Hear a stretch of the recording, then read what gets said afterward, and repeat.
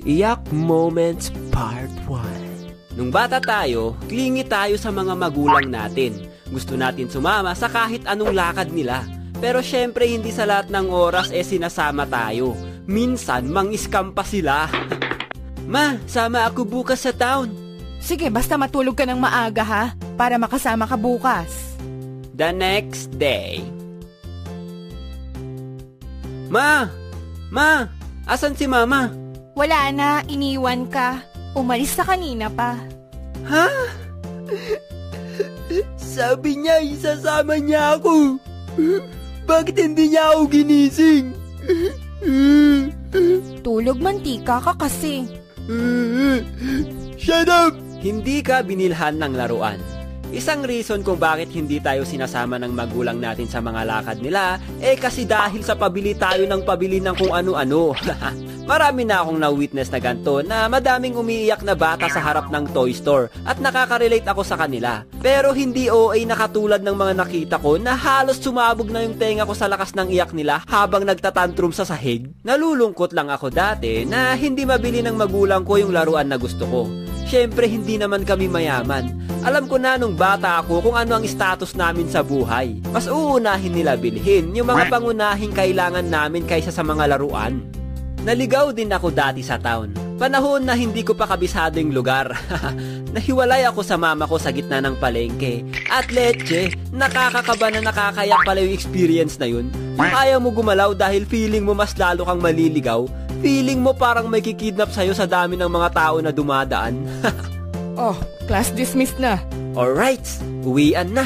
Makakanood na ulit ako ng Dragon Ball. Ito na yung inaabangan ko na laban ni Gohan at Cell. Jen, ilipat mo nga sa balita. Ano ba yan? Mamaya na pa. Manunood pa ako ng Dragon Ball eh. Hay, puro kayo cartoons. Mag-aaral nga kayo. Gumawa ka ng assignment mo dyan. Baka may mga assignment ka dyan, hindi mo na naman gagawin. Ayaw ng papa ko dati na nanonood kami ng mga cartoons or anime dati. Kaya potek yan, nakakayak talaga kapag biglang nilipat sa balita. Nakikipag-agawan pa ako dyan sa remote dati. Kapag patalastas na sa balita, ililipat ko kaagad sa anime para kahit masulyapan man lang yung laban ng mga pinapanood ko. Akala ng papa ko, nakakasira sa pag-aaral yung mga palabas na yun. Hindi niya alam na magiging ganun na din yung trabaho ko paglaki, tagagawa ng animation. Hindi ka pinayagan mag-outing. Sa sobrang concern ng mga magulang natin sa atin, hindi nila tayo hinahayaan na sumama sa outing. Lalo na yung mga dagat-dagat na yan. Nako, hirap kang makasama dati nung bata ka. Ang tanging magagawa mo na lang, umiyak sa gilid habang pinapanood umalis yung mga pinsan mo para mag-swimming. Natatawa nga ako dito sa atin Ang legal age sa atin dito sa Pinas para payagan lumabas 30. Kaya hanggang 30 ka iiyak dahil hindi ka pinapayagan lumabas. Lalo pa ngayon na hindi na safe gumala-gala. Hindi binigyan ng baon. Ang baon ng isa sa mga nagmo-motivate sa atin pumasok sa school. Pero kapag ito hindi na ibigay ng magulang mo, nakakaiyak ma-friends. Parang lantang gulay kang papasok dahil wala kang baon. Hindi mo mabili yung paborito mong snack sa school. Alam mo yung gusto mo na lang mapabilis yung araw para kinabukasan may baon ka na ulit. Palo ng magulang. Isa sa mga nagpaiyak talaga sa atin nung mga bata tayo yung physical punishment. Kapag may nagawa kang ikinagagalit ng magulang mo, nako, ihanda mo ng sarili mo dahil hindi mo alam kung anong gagamitin nila. Maaaring hanger, tsinelas, walis tambo, o kaya ang pinakamasakit na sinturon. Pero hindi lang physical ang nakakasakit, meron ding verbal. Yung tipong hindi mo nagawa ng tama yung pinapagawa nila, sasabihan ka ng kung ano-ano na parang ang bobo mo. Kaya sa mga parents dyan, ingat sa pagbitaw ng mga salita kasi tatatak yan sa utak ng bata. Hanap tayo ng paraan paano sila turuan ng tama na hindi masisira yung mental health nila. Hindi tinirhan ng ulam. Alam niyo ba kung gaano nakakasakit sa damdamin kapag hindi ka tinirhan ng ulam? Yung nakita mo yung mga buto-buto sa hugasin, naamoy mo yung ulam na fried chicken tapos nung ikaw na yung kakain, walang natira. Sabay sasabihin pa sa'yo na, ayan kasi, bakit late ka kasi umuwi? Magluto ka na lang dyan ng itlog. hotdog ang iluluto ko. Pagkatapos niyong ubusin yung fried chicken, ito ang ipapaulam niyo sa akin. Mga walang pusa. Ang dami mong reklamo. Buti nga may itlog pa dyan eh. Ma, gusto ko rin magulam ng fried chicken. Kinain nila yung tinabi mong pagkain. Nung bata tayo, no, kahit anong tago natin sa mga bagay na gusto natin itago, nahahanap pa rin ito ng mga kapatid mo. Ito ang isang nakakaiyak kapag may mga kapatid kang walang paki sa damdamin mo. Kaya kapag may tinago kang chocolate sa ref, o may tinira kang pagkain, nako, expect mo nang kukunin nila ito at kakainin. Kahit alam mo kung sino ang kumuha, ang sasabihin nila, wala ka namang pruweba eh. Bakit ako ang pinagbibintangan mo? Kaya ang sarap umaway ng kapatid dati eh. De, joke lang. Nahulog yung pera mo. Alam ko halos lahat tayo naka-experience makawala ng mahalagang bagay. At isa na doon ang pera. Pinakamalaking pera na nawala ko dati nung bata ako 1,000. Sobrang sakit ma friends kasi yung 1,000 dati napakalaking pera nun. Potek yan, makakailang overnight na ako sa com shop nun. Nahulog yung ice cream sa cone.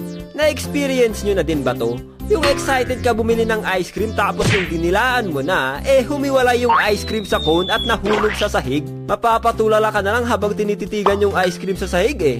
Ito yung pagkain na hindi effective yung, pwede pa to, wala pang 5 minutes. Dahil panigurado, madaming dumi na ang dumikit sa ice cream. Magprito ng isda.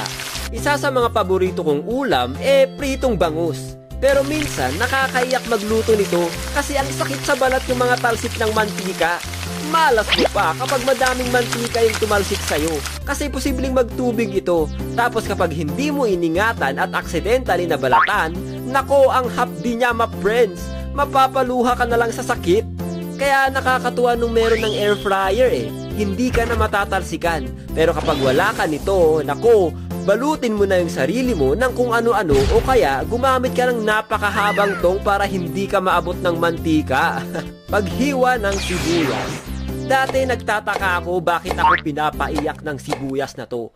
At nung ni-research ko, kapag hinihiwa pala daw ito, may chemical reaction na nagpo-produce ng gas na tinatawag na synpropanethyl S-oxide na nakaka-irritate sa mata natin, kaya tayo una iiyak. O diba parang life lang kapag sinaktan mo ang taong mahal mo, tapos bigla kang iniwan, ngayon iiyak-iyak ka? Ha? Ano?